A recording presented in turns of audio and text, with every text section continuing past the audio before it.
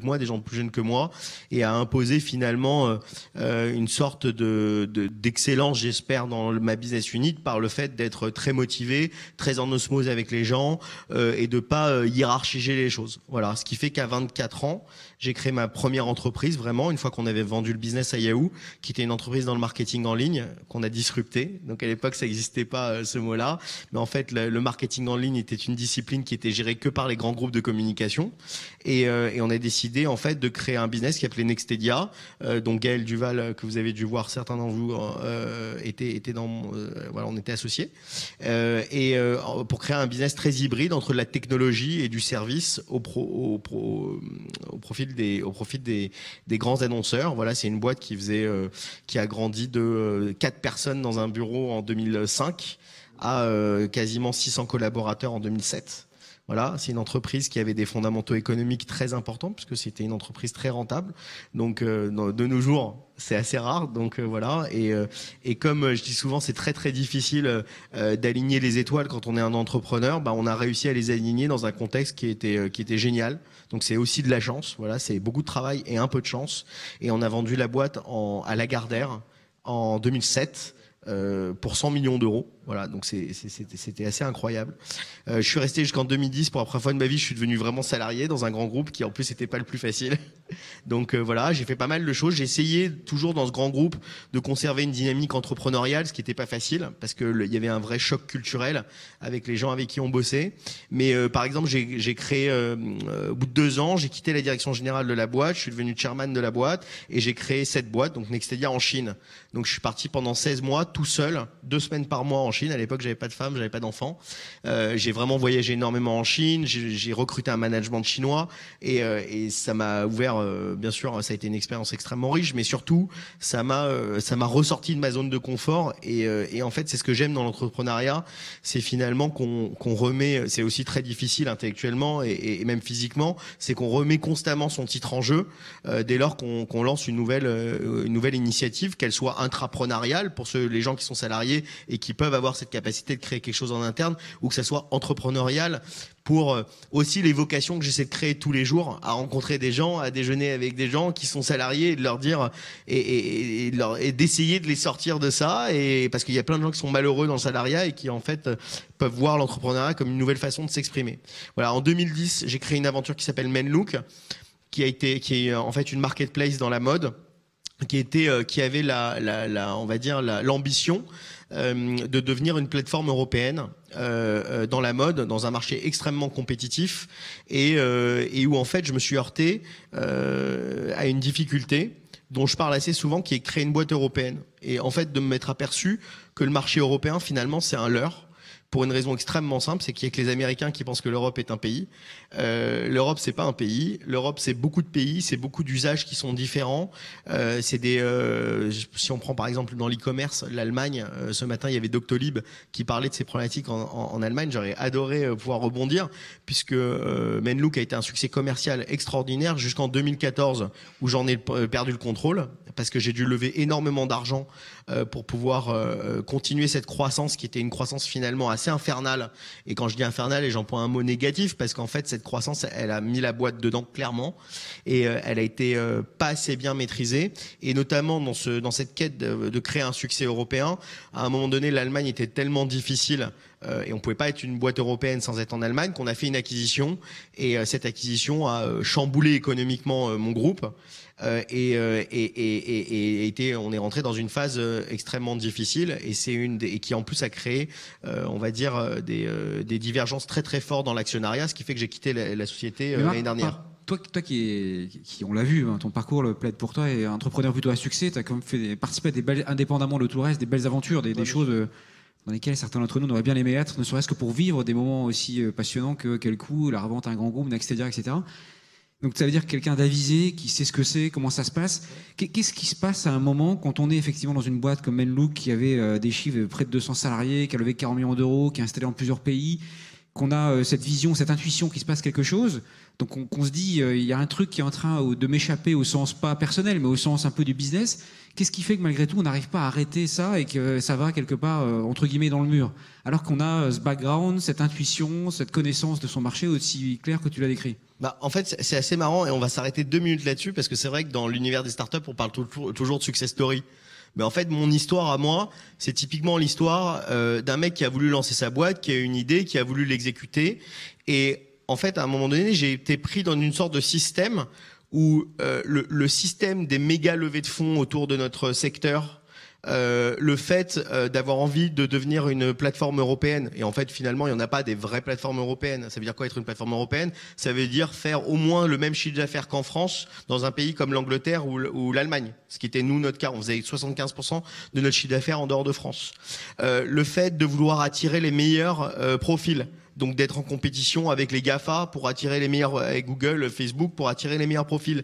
Tout ça, on se met dans une sorte de dynamique qui est une dynamique mais qui en fait peut se retourner contre soi parce que justement cette croissance, elle peut à un moment on peut perdre le contrôle. Perdre le contrôle concrètement, ça veut dire quoi? C'est pas qu'on devient fou.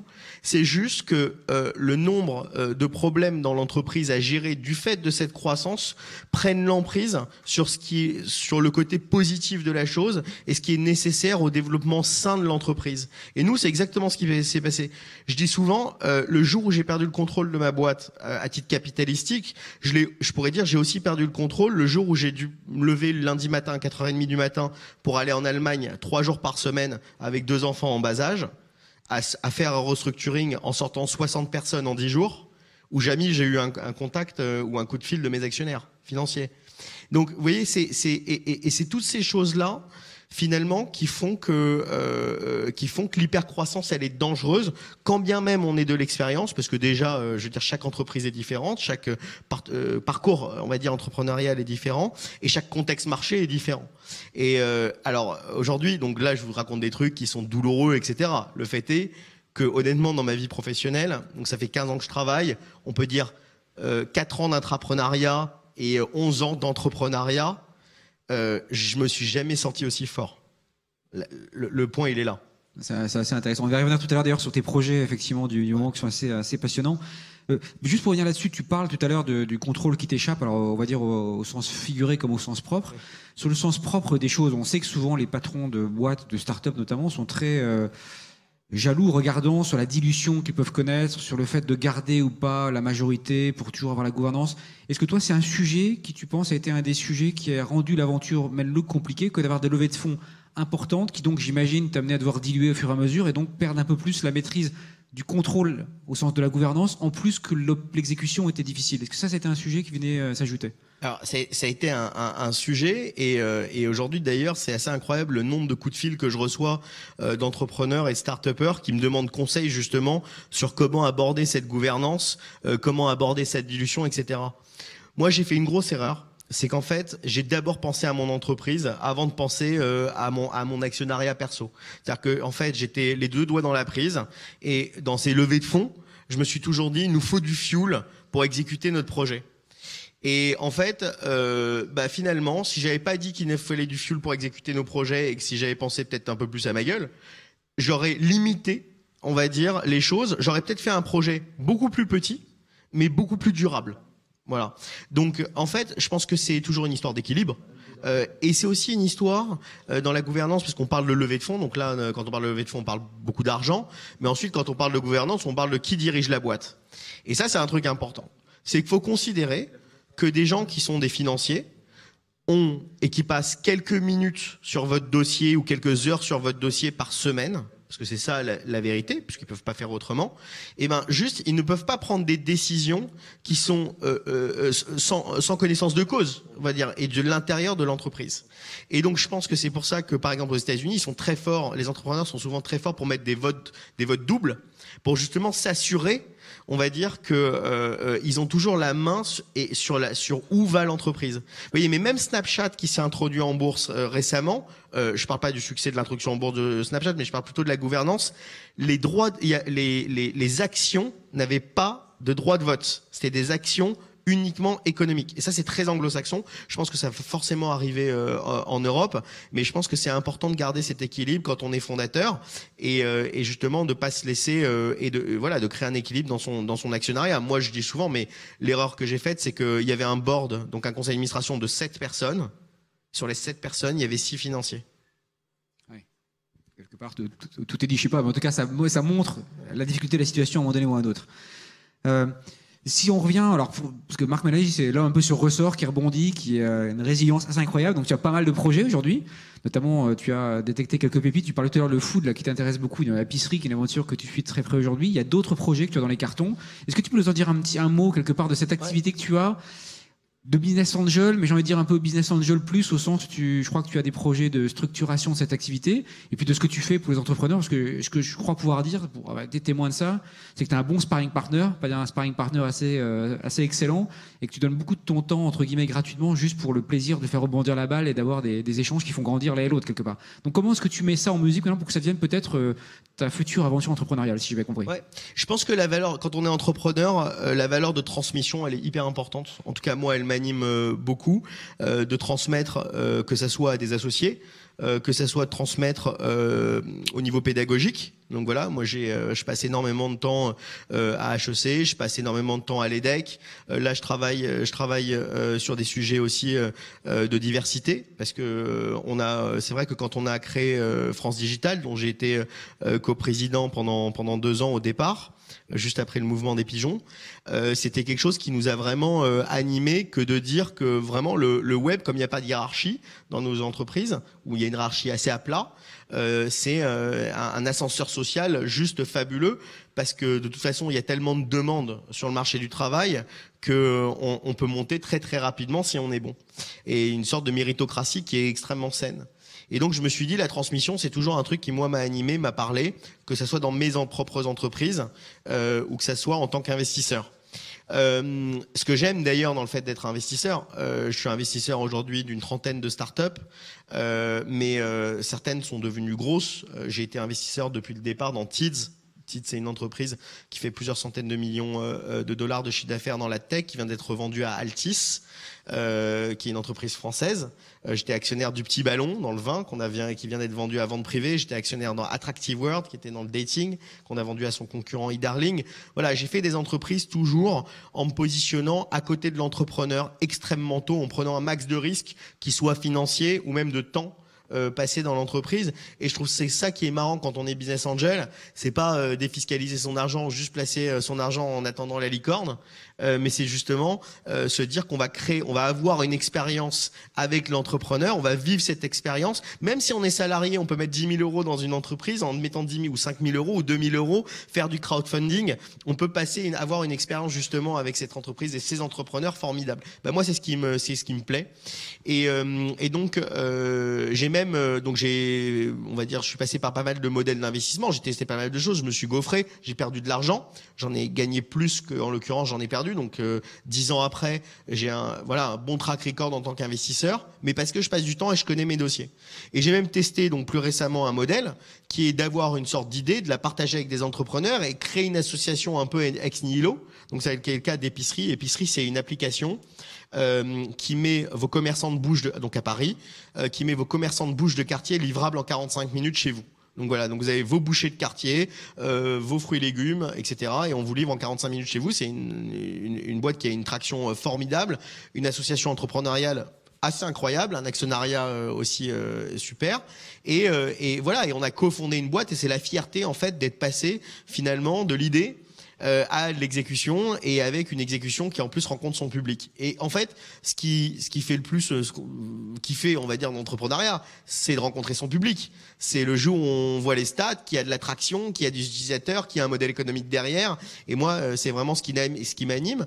Et donc, je suis arrivé à la conclusion où, pour la première fois de ma vie, depuis 6 mois, depuis l'année dernière, en gros, c'est quelque chose de très important. S'il y a des entrepreneurs dans la salle, moi, je l'avais jamais fait, mais de se poser pour savoir vraiment ce qu'on a envie de faire, ce qu'on aime faire, et là où on est bon. Voilà. Moi, mon spectre, pour ceux qui aiment bien la culture japonaise, c'est quelque chose qui s'appelle l'ikigai, qui est en fait une sorte de rencontre entre ce qu'on aime, ce qu'on sait faire, et là où on est heureux.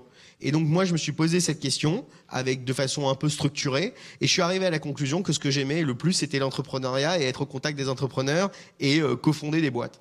Donc je me suis dit je vais structurer une aventure entrepreneuriale sur laquelle je suis en train de travailler qui consiste à créer une société d'investissement avec des associés, donc moi et des associés, pour investir dans des projets et être extrêmement hands-on dans ces projets avec les entrepreneurs pour combler un peu les trous qu'il y a, parce qu'il y a toujours des trous dans la raquette, et voilà, et scaler un petit peu un savoir-faire de ce qu'on appelle de factory, quoi, de quelque chose de plus gros dans l'entrepreneuriat. Voilà. On va créer quelque part, non pas un fonds d'investissement, mais une structure quelque part qui associe des gens qui ont pour vocation commune d'accompagner les entrepreneurs tout en investissant, mais pas sous la format de ce que peuvent faire, c'est pas une critique, des fonds plus financiers par ailleurs, quoi. Voilà, exactement. Donc nous, on sera pas un fonds financier. D'ailleurs, on bannit pas mal les éléments de langage autour de la finance, mais on sera des gens qui sommes passés par l'entreprise, qui ont eu des jobs.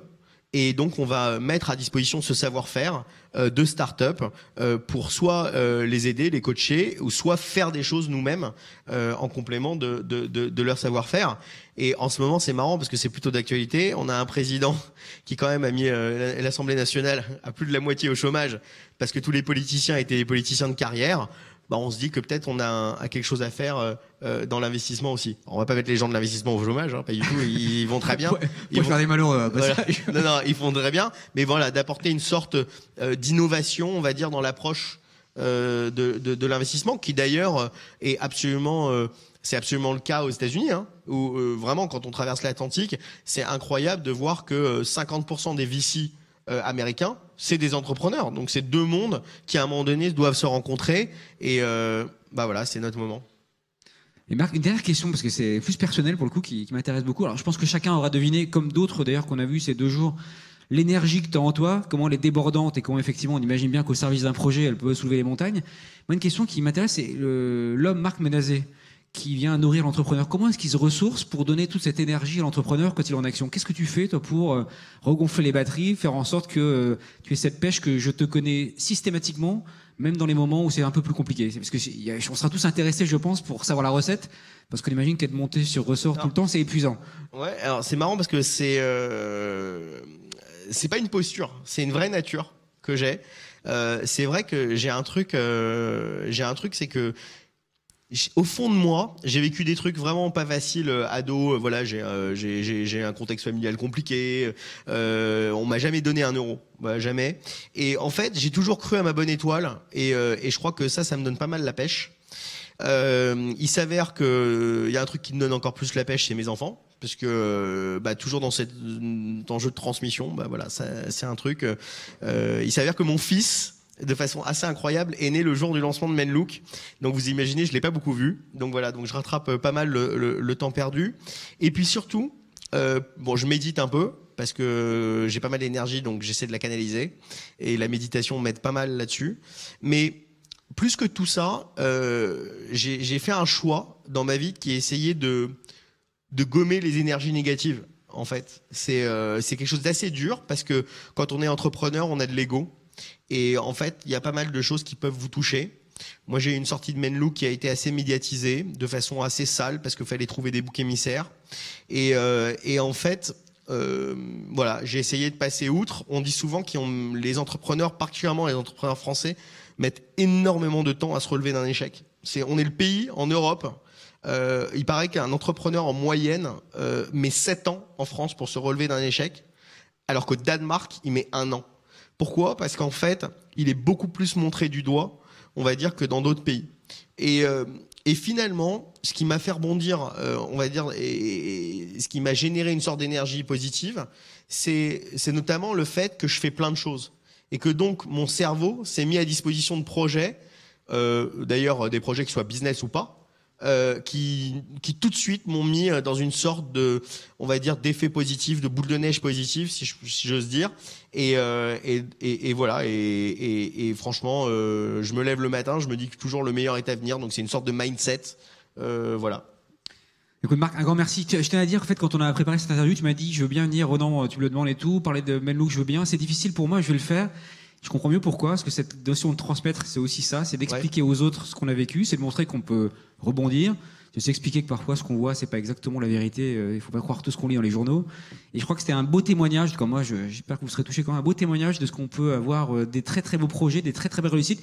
Hier, quelqu'un disait, on valorise plus l'échec aux États-Unis qu'on le valorise en France. Je pense qu'effectivement, avec le rebond qu'il tient maintenant, je suis sûr qu'on va encore entendre parler longtemps de Marc Menasier, de ces belles aventures entrepreneuriales. Merci beaucoup, Marc. Merci à vous de m'avoir écouté. Merci.